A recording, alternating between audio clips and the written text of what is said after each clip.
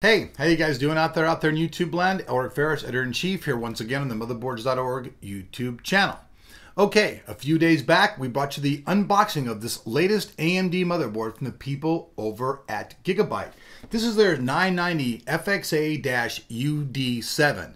Now, this is going to be pretty much their high-end motherboard for the new AMD Plus series. So, sorry, man, it says AM3 Plus. Actually, the CPU is going to be used on it. But this is the latest board from them, and this is their highest end board. It's going to be coming into market at about $220, and it's got a lot amount of features for you. Two main things to point out, though, that this board supports that AMD fans are going to like. First of all, you can use both quad SLI and quad crossfire support on this board. I'm not sure, but I think this may be one of the very first AMD boards to even support this at all. Very good feature. Another thing is it supports all the current AM3 CPUs out there, and it will support, yes, the new FX Bulldozer CPUs when they hit the market in a month or a few months from now, whenever AMD gets them.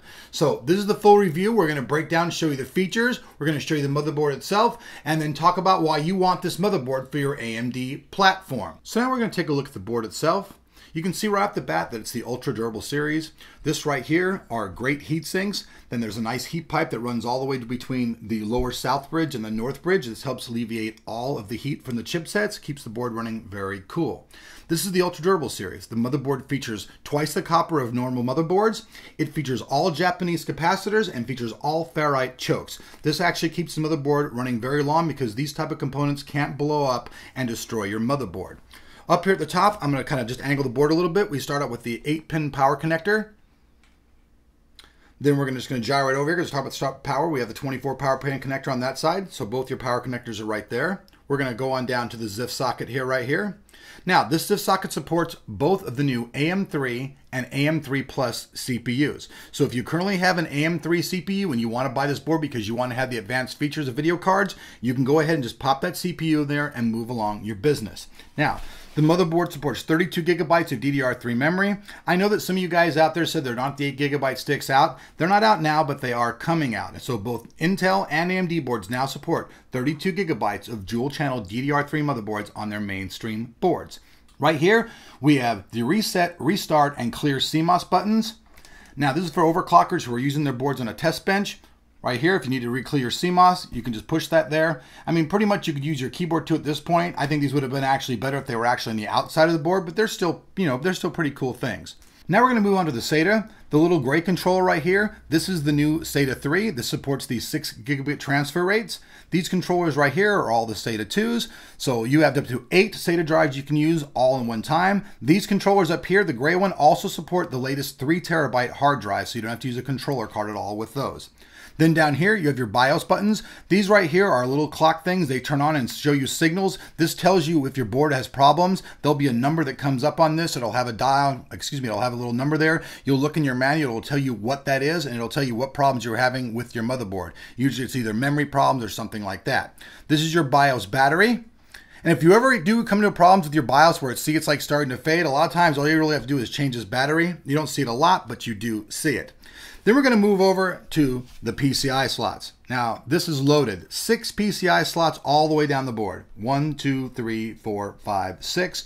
You have a single old school PCI slot right here. There are actually none of the old school, or whatever you call them, not old school, excuse me, but the 1X PCI slots. And I think this is a really good thing because why should you even have a 1X PCI slot on the board whatsoever when these slots do the same thing? So this is actually a really good idea. There's actually room here so you can put your quad cards in here. They're going to sit pretty close together, but there's actually enough room on the board to space them out adequately enough where they will function. And just another couple things I just want to talk about. On the board, it's kind of funny. It still says ATI on the board right here. I think this is a crack up. I made a joke about that last time. You'd think they'd update it. They own the company, so you think they'd update their chipset. It still says ATI. And you can see it says SLI here. One thing this board supports too, it also supports 7.1 audio, supports full Dolby, and it actually has 109 dB for listening to Blu-rays and all that stuff. So I'm just going to show you guys the motherboard one more time. I'm going to flip it around and show you the back before we move on to the rear I/O. Here's the back of the motherboard. So now we're going to take a look at the rear I/O. Now this rear I/O is very interesting because Gigabyte chose to color coordinate everything, but the colors are actually kind of confusing. So I'm going to start out with showing you guys the USB 2.0 ports. There are 2, 3, 4, 5, 7 of them. So you have 7 USB 2.0 ports on the back. Now, right here, you have your standard PS2 combination legacy keyboard port. This is good for people who have mechanical keyboards and all that stuff. For audio, you have 2 sets. You have your analog and you have your digital set. This is your coaxial and this is your SPDIF. You also have IEEE or FireWire, which is pretty cool. People have fast transferring devices outside their system like cameras and stuff. Then you have another one of these ports right here, which is both USB and eSATA. It's a combination port. Then over here, we have a eSATA 6 gigabit port. This is a new one altogether. There's also 2 USB 3.0 ports and then the LAN port. That pretty much wraps up all the rear I/O. It's pretty fleshed out. You can see it's got a lot of stuff. The colors can be a little bit confusing to those new to building computers, but beyond that, it's a really nice fleshed out rear I/O. So now let's check out how fast the board is and let's see the performance of the new 990FXA.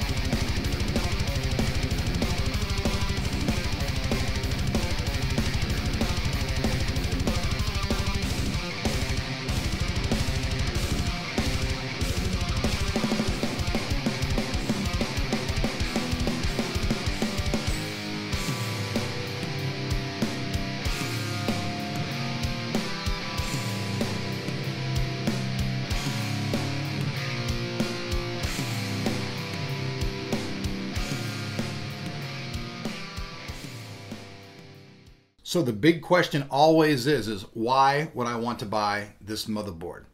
Well, if you're an AMD fan, there are actually a lot of reasons to want to buy this motherboard.